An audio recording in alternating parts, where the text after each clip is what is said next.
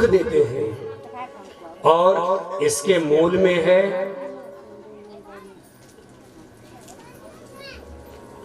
तीन प्रकार के ताप, आदि दैविक, आदि भौतिक और आध्यात्मिक। इस संसार में विषय तो बहुत हैं, लेकिन प्रत्येक विषय के मूल में कोई ना कोई दुख छुपा हुआ है, कोई ना कोई कष्ट छुपा हुआ है। और इसका मूल है कि परमात्मा को भूल गए, इसलिए ऐसा होता है। जब सब कुछ उस परमात्मा ने बनाया तो हमें जो कुछ भी मिलता है, अब आप बताइए कि वो हमारा कहां से आया?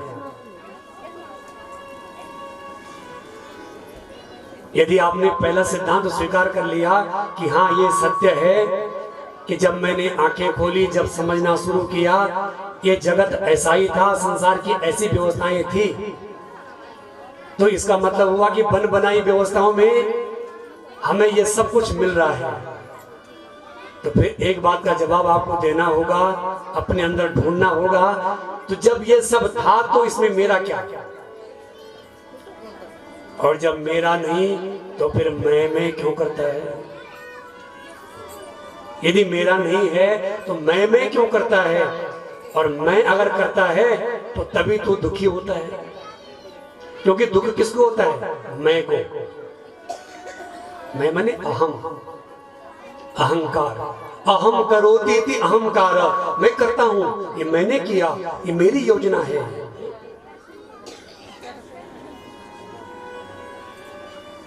तीन प्रकार के दुख कई बार उदाहरण देते हैं कि कोई तन दुखी, कोई मन दुखी, कोई तन दुखी, कोई मन दुखी, कोई धन बिन रहत उदास, थोड़ा थोड़ा सब दुखी, सुखी श्याम के दास। पहले भी उदाहरण दिया। कोई शरीर से दुखी है, बहुत मोटा शरीर हो गया, उठने बैठने में बड़ा कष्ट हो रहा है, तो दुखी है। लेकिन दूसरा भाई दुखी इसलिए है, दुबला पड़ा शरीर है, वो जब भी अपने को देखता है बड़ा दुखी होता है, लगता नहीं कि मैं रोटी भी खाता हूँ। क्या बनाया भगवान ने ये शरीर भी। अब देखो, एक पतले शरीर में दुखी हो रहा है, दूसरा स्थूल देह में दुखी हो रहा है, दुखी दोनों हैं। अब आप निर्णय करो कि सुखी कौन है, वो पतलू की मोटू?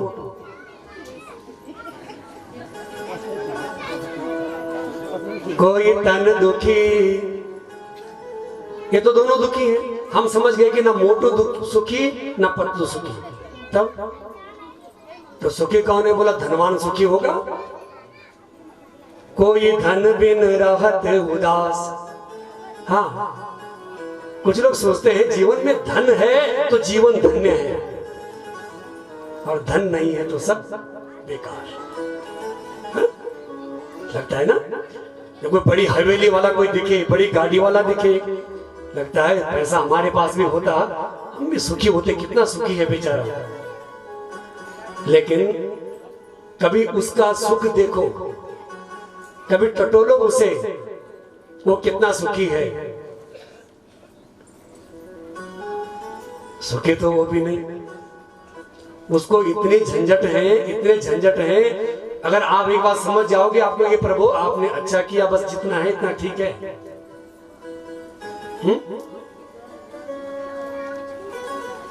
संसार में सुख की छाया दिखती है, सुख नहीं है, और छाया माया एक सी, बिरला जाने कोई।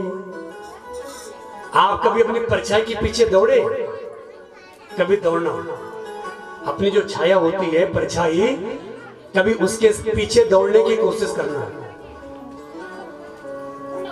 और पकड़ने की कोशिश करना। क्या आप अपनी परछाई पकड़ सकते हैं? ठीक ऐसे ही संसार में जो सुख के पीछे दौड़ है, उस दौड़ को छोड़ो और उसके मूल में आ जाओ।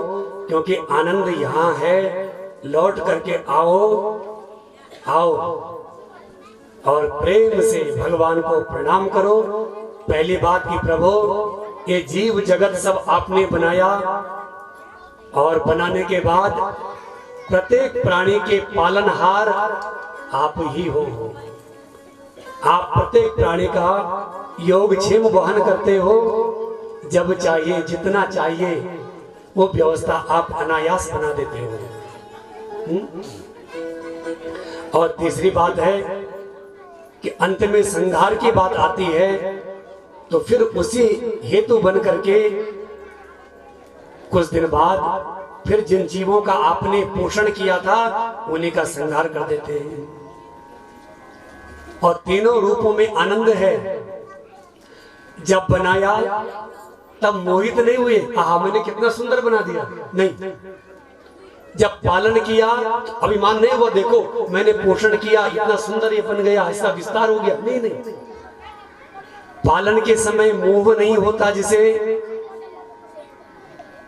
उत्पत्ति के समय मोह नहीं होता, जिसे पालन के समय अभिमान नहीं होता, जिसे संहार करते समय रंच मात्र भी दुख नहीं होता है, उसे इसे कहते हैं सच्चिदानंद।